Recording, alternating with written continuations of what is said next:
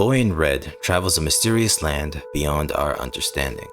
A land so ambiguous and captivating, yet simultaneously so uncanny and eerie. It's no surprise that the world of Inside captured the minds and hearts of most who played it from its release in 2016 all the way to the present year of 2025. I remember watching Jacksepticeye's playthrough of the game back in the day, and never really left my mind. The feeling that it gave me was so strange. The questions I wanted to ask were even stranger, and the vague or obscure nature of its answers left me wanting more. I scoured the internet day and night, theorizing with not only friends and family, but also random users online, all in the hopes of finding some sort of answer that could console me. And it wasn't that I couldn't find answers. I couldn't find an answer that satisfied me. And for years, really, I wondered if that was a flaw of the game, the major mistake of Playdead Studio, or maybe it was a horrible mental block in my mind stopping me from grasping the concept as a whole. It had to be somebody's fault. I couldn't find the answers I looked so desperately for. Or was this the exact way that this masterpiece was meant to make me feel? This wasn't Playdead's first rodeo. They captured this feeling in me, although to a lesser degree, sometime prior, in the spiritual predecessor called Limbo, posted in 2010. It was about an hour-long experience where you played as a little boy looking for his sister. The bleak and dead vibe of the scenery and oppressing atmosphere was quite similar to Inside. The themes of survival and uncertainty served as a blueprint for what came next. Limbo was already a smash hit, but 6 years later, Inside came in and took that mantle again, becoming one of the most thought-provoking games of all time. But why and how did this happen? Well, it's a good time to talk about the game's mechanics. Up, down, left, right, and interact.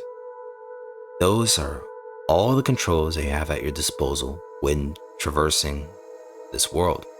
A world full of blood-hungry dogs, sirens, and mysterious men in masks that will shoot you on sight.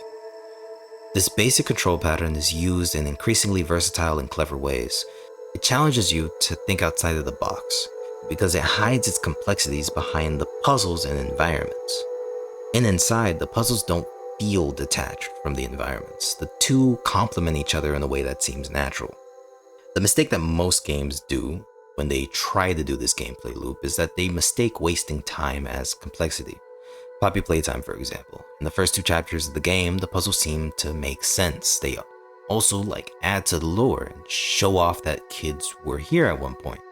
But going into chapter 3, it just becomes like a puzzle hell. It doesn't make sense, and most of the time, it feels like the main reason they put the puzzles there was to simply waste your time. But in Inside, they use the puzzles to not only engage with the gameplay, but it also makes you ask questions. For example, I'll use something as simple as shadows. Using shadows to avoid the lights. You see bodies in the light. Sometimes the bodies eerily resemble you. You know to avoid it, but it makes you wonder why. Why would they kill me? Why would they kill them? Why are there lights here even in the first place? This doesn't look like a type of place where you would expect someone like me. They also have time-based mechanics as well, which are rather impressive in this game. An example of this can be found rather early on in the game, where you begin to hear some sort of sound in the distance. As you physically get closer to the sound though, it begins to sound like a rhythm that's constant, and it has the same pauses, the same rhythm, and it's very sustained. After some time, you actually finally get a bird's eye view of what the source of this sound is, and you realize it's marching. Lines of people marching in synchrony, like soldiers going to war, but seemingly without life or real purpose. This becomes rather important once you're launched into the spotlight of the hunters, who are trying to weed out anyone who looks out of place. You have to abide to the rhythm that the game prepared you for. They prepared you by letting you hear it before you even enter the area. You have to time your movements with the rhythm to appear as if you're something you're not. One of them. Or at least I think I'm not one of them. The water sections are my favorite because all of the mechanics in the game shine impressively there.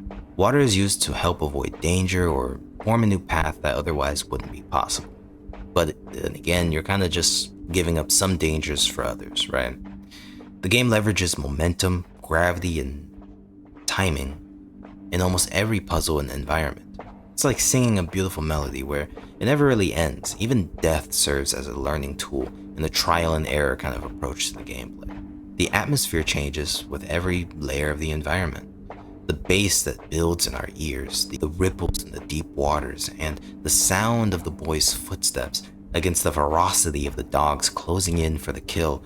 The gameplay builds tension through subtle changes in pacing, from quiet exploration to high-stake chases. It's so seamless. It delivers its story through its gameplay in a memorable way. Well, let's talk about that. Not a single word is spoken in the entirety of the game, yet an infinite amount of stories exist within our minds. How is that? Well, through many things really. Visuals, audio, and more specifically things like the environment, ambiance, and character animations. Early on in the game, when hiding from the hunters, the boy ducks his head down and looks back at them as he passes by, or when stuck in the line, like I was mentioning earlier, he tries to pretend that he's a part of the crowd. His body, however, is like stiff and he seems extremely nervous, the sounds of the marching being his only guide, as he fully understands that if he slips up and appears out of place, it'll be over in an instant. At the halfway point of the game, they leverage visuals and audio in an amazing way. Remember how I said I love water sections? Well, here's a good reason why.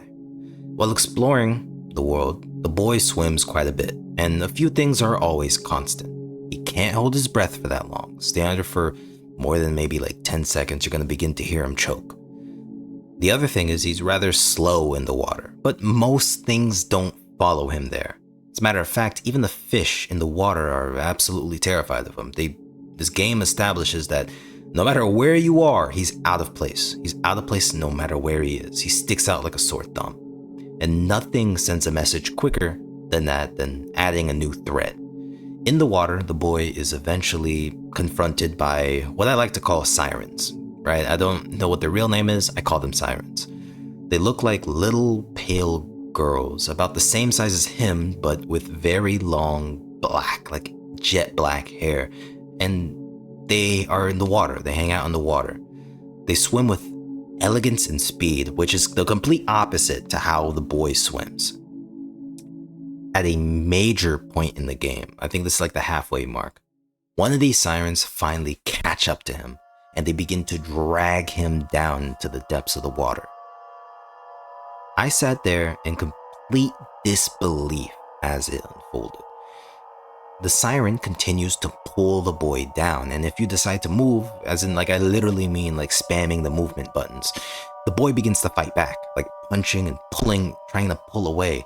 But as the battle continues, he loses his strength and loses his breath, and the siren continues to bring him down to the bottom. The sound of him choking and the oppressing sound of the water drowning out his cries on the way down, they're quite daunting. The siren plugs something into the boy's chest. His lifeless body continues to sink down to the bottom, but something's off. The fish are surrounding him on his way down, touching him, completely like infatuated with him. They won't leave him alone as he starts to settle onto the water's floor. With one beam of light on his body, the boy jolts back to life, gasping for air, but there is none. Yet he's okay, he's fine. He looks around in disbelief as the fish constantly like touch around him and play around him. He looks at himself, he looks at the fish, and then he's back. What gives this whole section so much meaning to me is the way that the character physically reacted to the situation at hand. The sounds and the visuals of him struggling for air are all subtle shifts in tone that convey a message.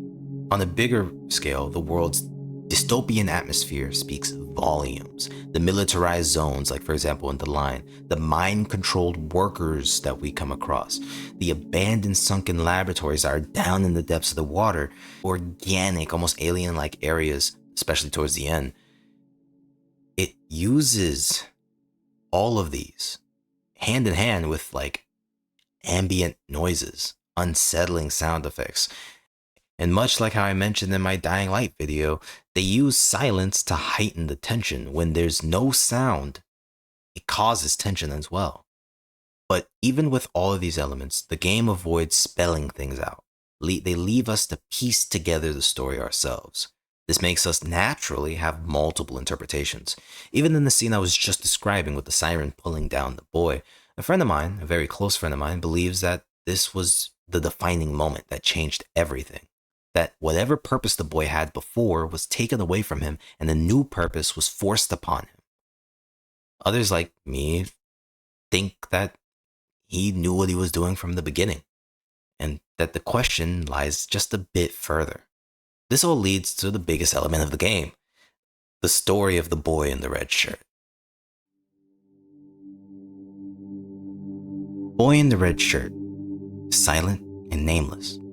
His journey is one of survival and, honestly, with full mystery, because we don't know what drives him. Without a single line or dialogue of text, the game just puts us in and has us project our own fears and hopes and our own interpretations onto the boy, making his journey pretty much our journey, right? From the very beginning, the boy is on the run. He is chased almost endlessly by men in white masks who are seen filling up trucks of bodies. At their side are ferocious bloodhounds that come after you the moment they smell you around the corner. This signals that he is a target of some sort of authority. This boy is vulnerable, but so resilient. It creates some sort of immediate connection between us and the boy. It turns from just us controlling the boy to protecting him, trying to guide him through hell, essentially. The story kind of unfolds across many different environments, each showing a different aspect of this dystopian world that I don't know if he's looking for more or trying to escape or maybe even understand. These transitions between these areas are so seamless, yet they mark a progression into the deeper levels of the mystery. You already have the tone being set. We're not supposed to be where we are. Entities are immediately trying to kill us, and they're actively searching for us.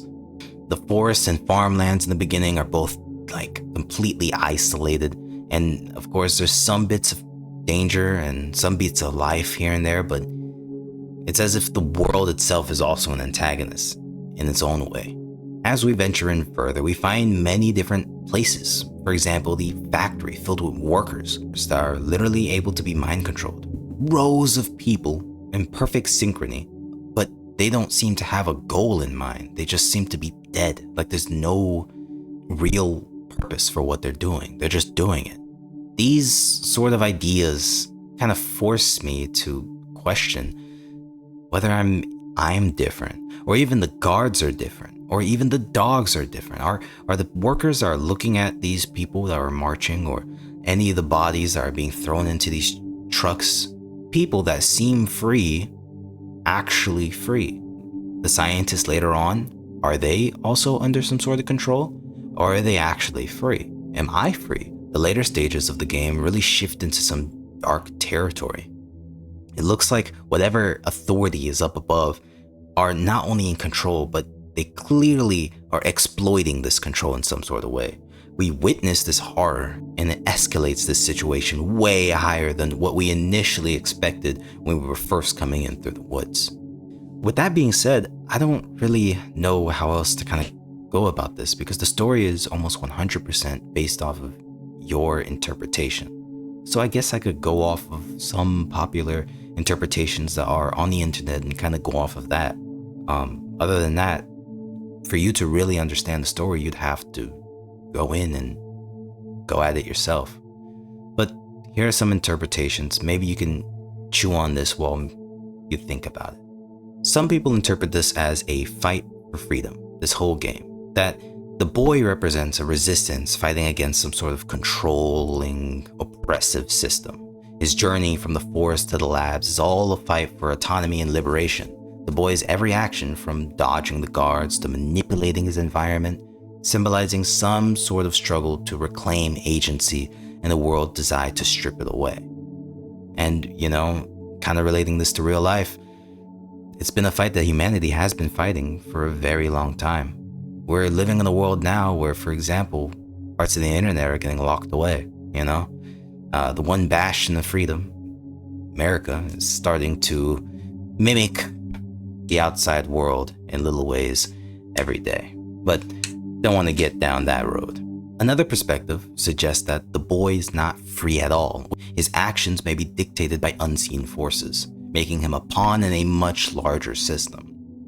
This interpretation aligns with the game's themes of control, and it raises a lot of scary questions about our role in guiding him. Are we liberators? Are we complicit in the forces that are manipulating him? This is kind of the way that I kind of go down. Ain't gonna lie, me personally, this is the kind of perspective that I kind of have when I'm playing the game. It doesn't seem to me that the boy had any sort of control, especially with a certain Easter egg that you can find if you play the game just long enough. Hint, it's right before the barn. This would be the perspective that I'm more aligned with, but it still has its holes in it. I don't know. Whether or not you believe that he's a tool for something greater, or he's supposed to represent freedom in some sort of way, I think we can all kind of come to the conclusion of, the most shocking part of the game, where he merges with the blob. Well, it can be interpreted as strangely freeing, And even then, in those final moments, kind of think about it. You really look at the way that the world looks, it doesn't really look like he's free. I mean, there's light on him and he's near a coast of some water, but you look in the distance, you see more walls. The boy's journey has many different highlights to it. It may represent control versus free will. The game repeatedly makes me question the agency of the boy. From the mind-controlling elements to our control of him, it really begins to blur the line between autonomy and manipulation. It also highlights exploitation and dehumanization. The scientific experiments and all that, it really looks like the loss of any sort of humanity, of any sort of cling to what's real. The story of Inside is intentionally open-minded. Alright? That's all I can really get out of that. And it really invites you to come to your own conclusion. Which is why all I can really do is just give major points of it, but I can't really tell you the story that much. The story is what you decide it to be. Whether it's seen as a fight for freedom, or a cautionary tale about the loss of yourself, your agency, it's been on my mind for long after the curtains fell. Hope you guys enjoyed the video. If you did, don't forget to leave a like to let me know if you enjoyed it. Rock with me, then talk to me down in the comments below, and hey, I'll see you on the next video. Peace.